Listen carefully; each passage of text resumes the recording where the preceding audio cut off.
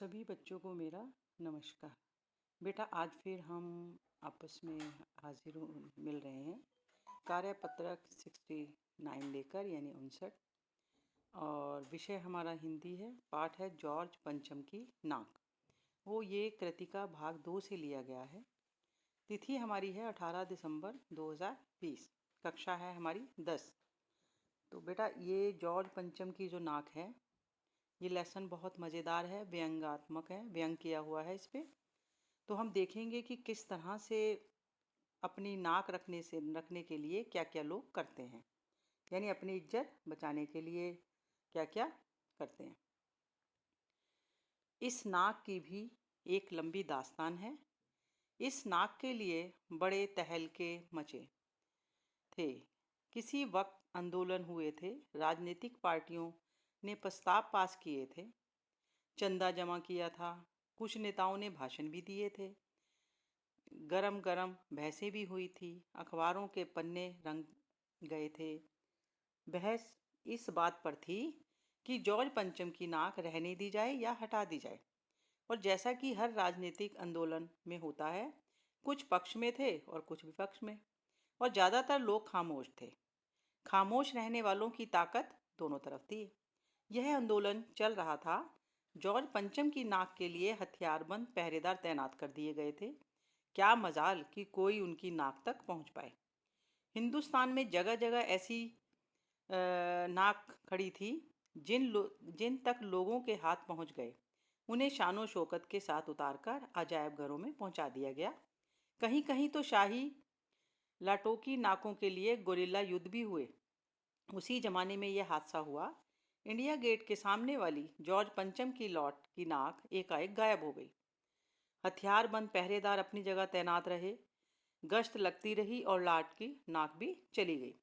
रानी आए और नाक ना हो, एकाएक परेशानी बढ़ी। बड़ी सरगर्मी शुरू हुई और देश के खैम खाओं की एक मीटिंग बुलाई गई और मसला पेश किया गया कि क्या किया जाए। वहाँ सभी सहमत थे कि अगर यह नाक नहीं है तो हमारी भी नाक नहीं रह जाएगी। उच्च स्तर पर मशवरे हुए, दिमाग खरोचे गए और तय किया गया कि हर हालत में इस नाक का होना बहुत जरूरी है। यह तय होते ही एक मूर्तिकार को हुक्म दिया गया कि वह फौरन दिल्ली में हाजिर हो। मूर्तिकार हो या कलाकार, पर जरा पर जरा पैसे से लाचार था। जो मूर्तिकार था वो कलाकार तो था ही, पर पैसे से लाचार था। आते ही उसने हुक्मों के चेहरे देखे। अजीब परेशानी भी थी उन चेहरों पर। कुछ लटके हुए थे, कुछ उदास और कुछ बदहवास थे। उनकी हालत देखकर लाचार कलाकारों की आंखों में आंसू आ गए। तभी एक आवाज़ सुनाई दी, मूर्तिकार, जॉर्ज पंचम की नाक लगानी है। मूर्तिकार ने सुना और जवाब दिया, नाक लग जाएगी, पर मुझे क्या यह मालूम होना चाहिए कि जो लाट है वो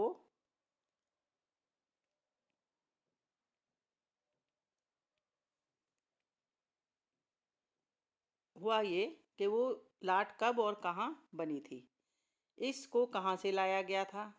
और दूसरे की तरफ सब एक दूसरे की तरफ ताक रहे थे।